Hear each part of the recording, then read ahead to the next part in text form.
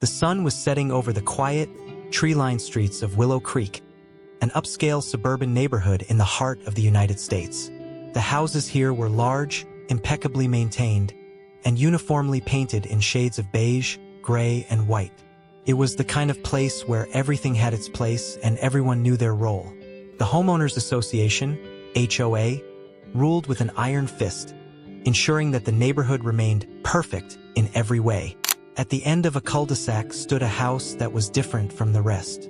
It was a charming two-story home with a fresh coat of vibrant turquoise paint, accented with golden yellow trim.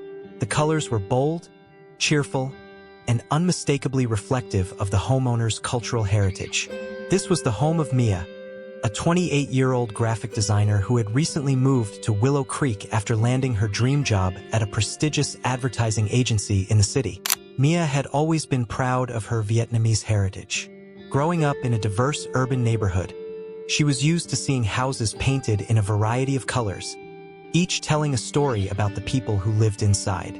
When she bought the house in Willow Creek, she knew she wanted to make it her own. The turquoise and yellow were a nod to the vibrant colors of her childhood, a way to bring a piece of her identity into her new life.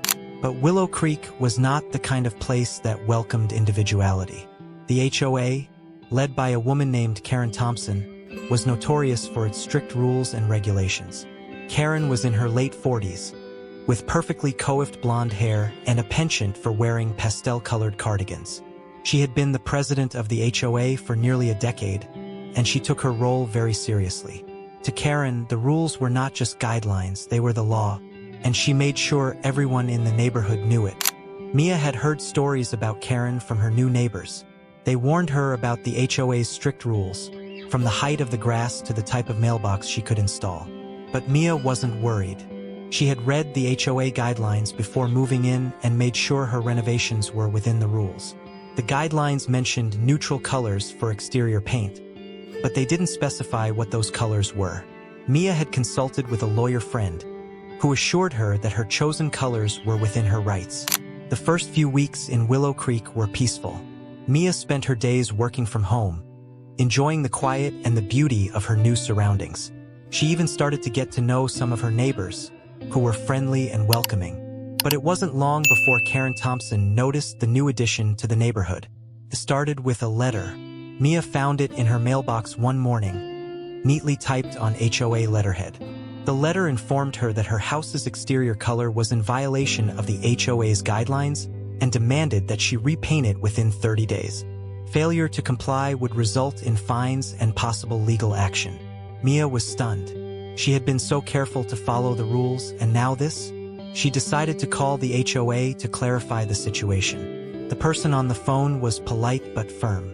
They explained that the HOA had received complaints about the color of her house and that she would need to repaint it in a neutral color, as defined by the HOA. Mia tried to explain that her colors were within the guidelines, but the person on the phone wasn't interested in her reasoning. They suggested she attend the next HOA meeting to discuss the matter further. Frustrated but determined, Mia agreed. The HOA meeting was held in the community center, a bland, beige building that matched the rest of the neighborhood. Mia arrived early, hoping to speak with Karen before the meeting started. She found Karen in the lobby, chatting with a group of neighbors. Karen's smile faded when she saw Mia approaching. "Hi, I'm Mia," Mia said, extending her hand. "I just moved into the house on Maple Street." Karen shook her hand briefly, her expression cool. "Yes, I know who you are. You're the one with the colorful house." Mia forced a smile. "Yes, that's me. I wanted to talk to you about the letter I received. I think there might be some misunderstanding about the HOA guidelines." Karen's eyes narrowed. "There's no misunderstanding. Your house is in violation of the rules. It needs to be repainted." Mia took a deep breath, trying to stay calm. "I read the guidelines before I painted. They mention neutral colors, but they don't specify what those are. I consulted with a lawyer, and they said my colors are within my rights." Karen's lips tightened into a thin line. "I don't care what your lawyer says. The HOA has the final say, and we've decided that your colors are not acceptable. You need to repaint your house, or we will take legal action." Mia felt a surge of anger but held it in check. I don't think that's fair.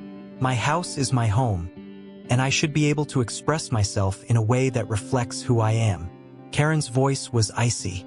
This is a community, Ms. Mia, and in this community we have rules. If you don't like them, maybe you should find somewhere else to live.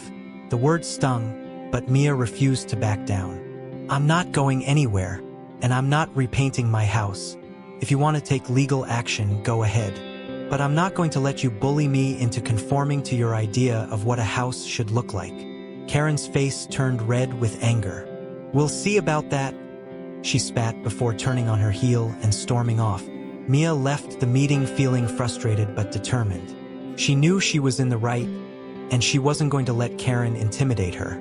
But as she walked back to her house, she couldn't shake the feeling that this was just the beginning of a much bigger battle. Little did she know, Karen had no idea who she was dealing with. Mia's father, a respected federal judge, had always taught her to stand up for what was right. And if Karen wanted to play hardball, Mia was ready to fight back. The days following the HOA meeting were tense for Mia. She couldn't shake the feeling of being watched every time she stepped outside her house. The vibrant turquoise and yellow that once brought her joy now felt like a target on her back. She knew Karen wasn't going to let this go, but Mia was determined to stand her ground. She had worked too hard to buy this house, and she wasn't about to let anyone dictate how she should live in it. A week after the meeting, Mia received another letter from the HOA. This one was more formal, with legal jargon that made her stomach churn. The letter reiterated the demand to repaint her house and added that failure to comply would result in a fine of $500 per week until the issue was resolved. It also mentioned the possibility of a lawsuit if Mia continued to defy the rules of the community. Mia felt a mix of anger and anxiety as she read the letter.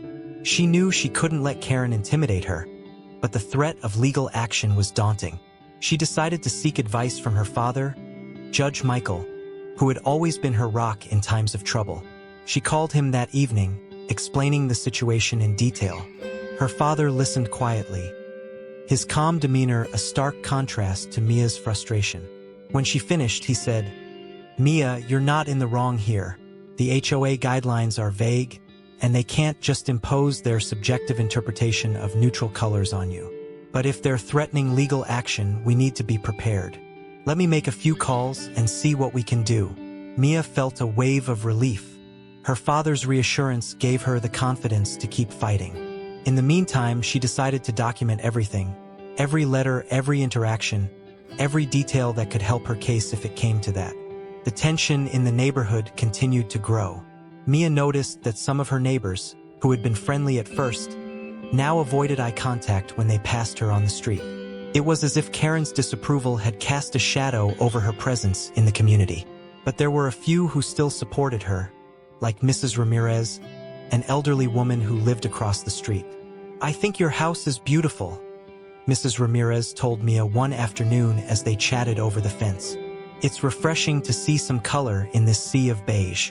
Don't let Karen bully you." Mia smiled, grateful for the encouragement. "Thank you, Mrs. Ramirez. That means a lot." But Karen's campaign against Mia didn't stop at letters and fines.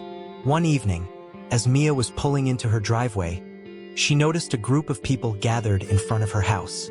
Karen was at the center, holding a clipboard and gesturing angrily at Mia's home. The group consisted of several HOA board members and a few neighbors who had clearly been swayed by Karen's rhetoric. Mia's heart raced as she got out of her car. "Can I help you?" she asked, trying to keep her voice steady. Karen turned to her, her expression cold. "We're here to give you one last chance to do the right thing. Repaint your house, or we'll have no choice but to take this to court." Mia crossed her arms, refusing to back down. "I've already told you, I'm not repainting my house. Your guidelines are vague, and you have no legal grounds to force me to change anything." Karen's eyes narrowed. "You think you're above the rules, don't you? Just because you're new here doesn't mean you can do whatever you want. This community has standards, and we expect everyone to follow them." Mia took a step forward, her voice firm. "This isn't about rules, Karen. This is about control. You don't like that I'm different, that my house stands out. But guess what? I have every right to be here, just like everyone else. The group fell silent, the tension palpable. Karen's face turned red with anger, but before she could respond, one of the board members, a man named Greg, spoke up. Karen, maybe we should take a step back. This is getting out of hand. Karen shot him a glare. This is not up for debate. If she won't comply, we'll take her to court. End of discussion. With that, Karen turned on her heel and marched away, the group following behind her. Mia stood there, her hands trembling with a mix of anger and frustration. She knew this wasn't just about her house anymore. It was about standing up to someone who thought they could bully her into submission. That night, Mia called her father again. Dad, it's getting worse. Karen showed up at my house with a group of people, threatening to take me to court. I don't know what to do. Her father's voice was calm but firm. Mia, listen to me. You're not alone in this. I've already spoken to a colleague who specializes in property law. He's willing to represent you if it comes to that. But for now, keep documenting everything. And don't engage with Karen or anyone else from the HOA unless it's in writing.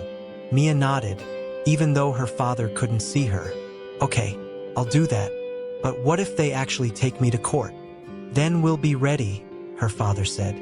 But I have a feeling Karen might back down once she realizes you're not an easy target.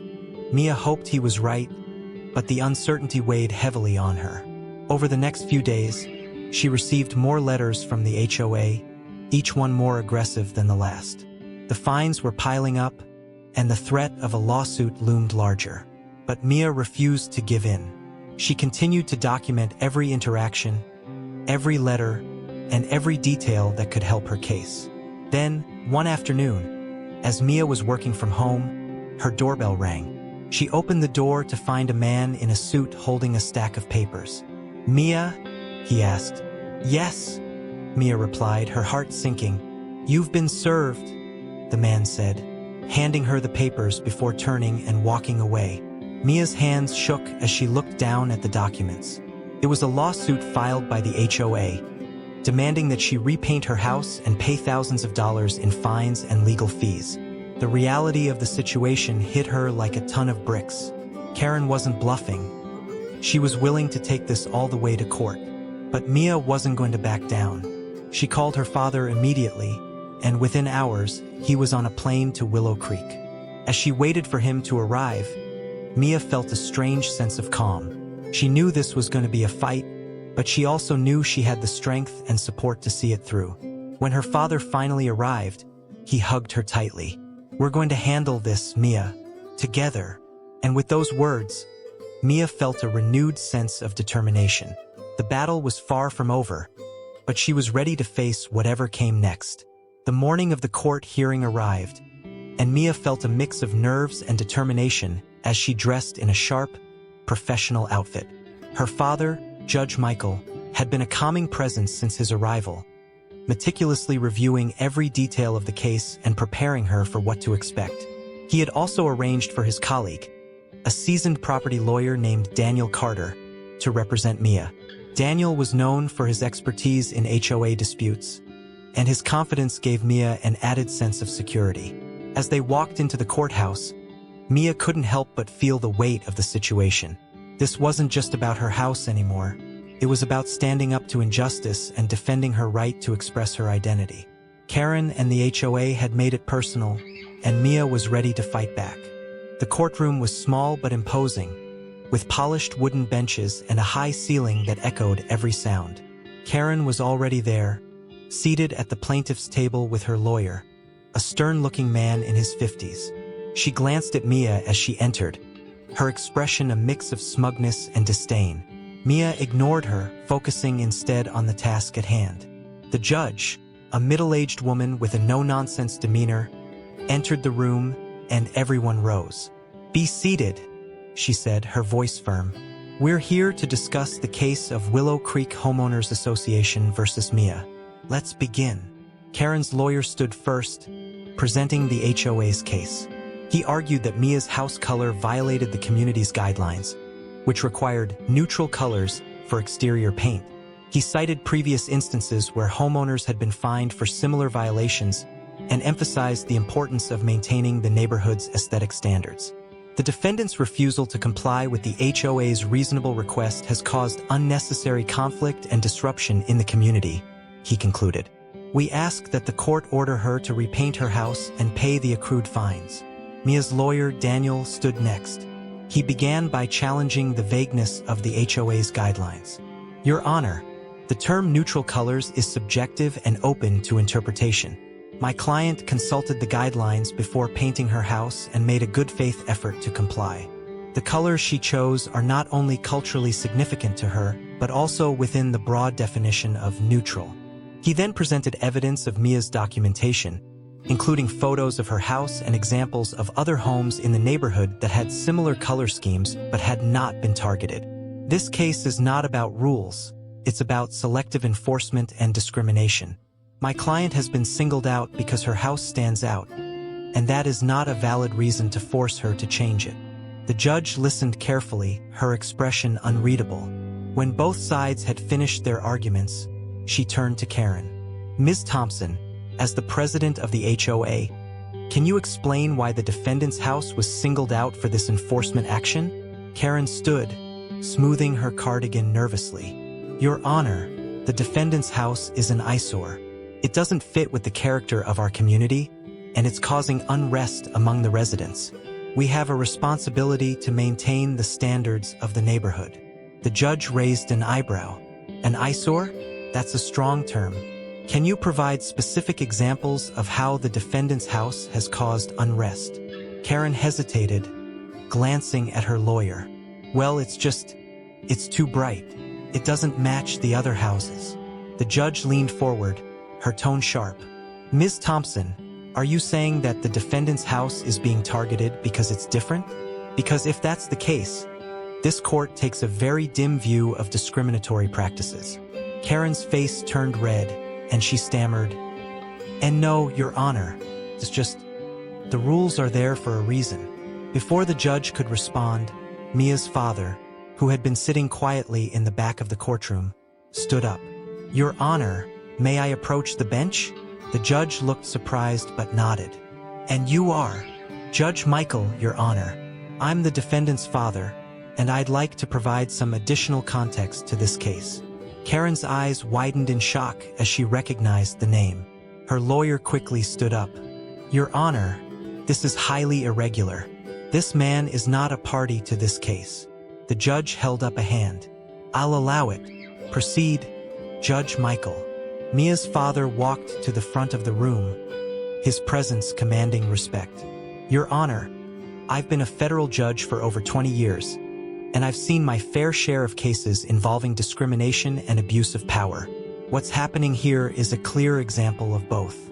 My daughter's house is being targeted not because it violates any clear rules, but because it represents something different, something that challenges the status quo. He paused, letting his words sink in. The HOA's guidelines are vague and open to interpretation, which allows for selective enforcement. This isn't about maintaining standards. It's about control, and it's unacceptable. The courtroom was silent as Judge Michael returned to his seat. The judge presiding over the case leaned back in her chair, clearly considering his words.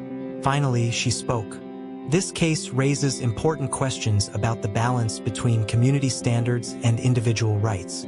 While HOAs have the authority to enforce rules, they must do so fairly and without discrimination. She turned to Karen.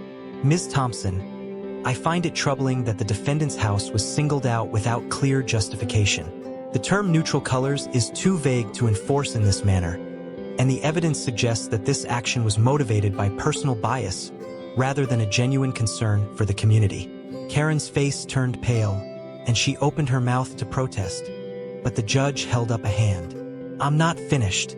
This court will not condone discriminatory practices, and I'm inclined to rule in favor of the defendant.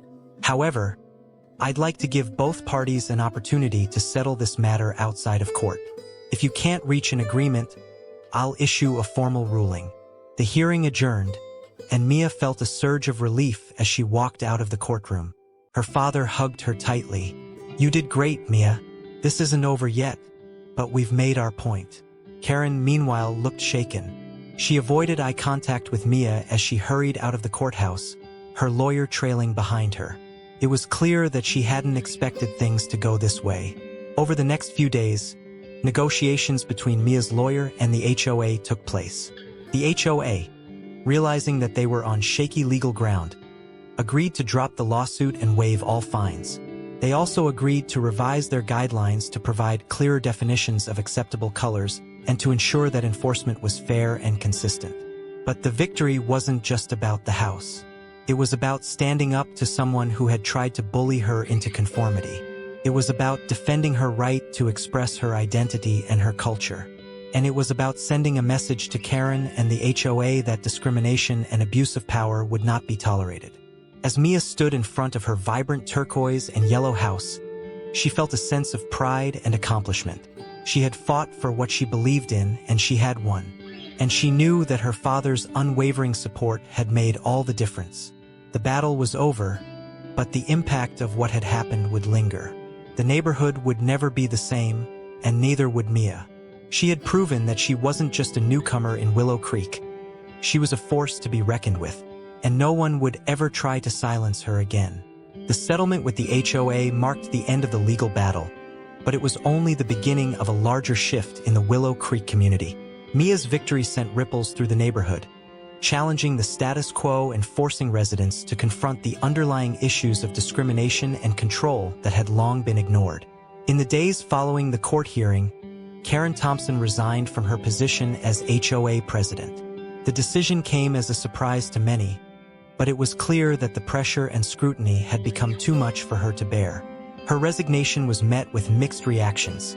Some residents were relieved, while others, who had supported her, felt betrayed. The HOA board held an emergency meeting to appoint an interim president and to address the growing discontent among homeowners. Mia, meanwhile, focused on moving forward. She had no desire to gloat or seek revenge. She simply wanted to live peacefully in her home and rebuild the sense of community that had been fractured by the conflict. With her father's encouragement, she decided to take a more active role in the neighborhood, attending HOA meetings and advocating for more inclusive and transparent policies. At the next HOA meeting, Mia stood before the board and her neighbors, her voice steady but filled with emotion. "I didn't come here to fight," she began. "I came here to build a home, to be part of a community. What happened over the past few months was painful, but it also opened my eyes to the importance of standing up for what's right. I hope we can use this experience as an opportunity to grow and to create a neighborhood where everyone feels welcome, regardless of their background or how they choose to express themselves." Her words resonated with many in the room, and several neighbors approached her afterward to apologize for not speaking up sooner. Mrs. Ramirez, who had always been supportive, gave her a warm hug. "You've done something incredible, Mia. You've shown us that change is possible." The HOA board, under new leadership, began to implement the changes outlined in the settlement. They revised the guidelines to provide clear definitions of acceptable house colors and established a committee to review enforcement actions, ensuring that they were fair and consistent. They also organized a community workshop to discuss diversity and inclusion, inviting experts to facilitate conversations about bias and discrimination. Mia's house, once a source of controversy, became a symbol of resilience and pride. Neighbors who had once avoided her now stopped to compliment the vibrant colors and ask about their cultural significance. Mia took the opportunity to share stories about her Vietnamese heritage, fostering a deeper understanding and appreciation among her neighbors. The media caught wind of the story, and Mia found herself at the center of a national conversation about HOA overreach and discrimination. She was interviewed by several news outlets, but she always emphasized the importance of dialogue and understanding. "This wasn't just about me," she told one reporter. "It was about standing up for anyone who's ever been made to feel like they don't belong. Change starts with one voice, but it takes a community to make it last." Her father, Judge Michael, couldn't have been prouder. "You've handled this with grace and strength," he told her one evening as they sat on her porch, admiring the sunset. "You've not only defended your rights but also inspired others to do the same. That's the mark of a true leader." As the months passed, the neighborhood began to heal. The new HOA leadership worked to rebuild trust, and residents started to take a more active role in shaping the community. Mia's house remained a vibrant beacon of individuality, a reminder that diversity is something to be celebrated, not feared. Karen, however, struggled to find her place in the new Willow Creek. She kept a low profile, avoiding HOA meetings and social gatherings. Some neighbors reached out to her, encouraging her to apologize and make amends, but Karen remained stubbornly silent. It was clear that the experience had humbled her, but whether she had truly learned from it remained to be seen. For Mia, life in Willow Creek became everything she had hoped it would be. She formed close friendships with her neighbors, hosted cultural events at her home, and even started a community garden to bring people together. Her house, once a target of criticism, was now a beloved landmark in the neighborhood. One evening, as she stood in her garden, surrounded by the laughter of friends and the vibrant colors of her flowers, Mia felt a deep sense of contentment. She had fought for her home, her identity, and her right to belong. And in doing so, she had helped create a community where everyone could feel at home. The story of Mia and her fight against the HOA became a powerful reminder that change is possible, even in the face of adversity. It was a story of courage, resilience, and the enduring power of standing up for what's right. And it was a story that would continue to inspire others for years to come. As the sun set over Willow Creek, casting a golden glow over the neighborhood, Mia smiled. She had found her place in the world, and she knew that no matter what challenges lay ahead, she had the strength to face them. Her house, with its bold turquoise and yellow, stood as a testament to her journey. A journey of self-discovery, empowerment, and the unwavering belief that everyone deserves to be seen, heard, and valued.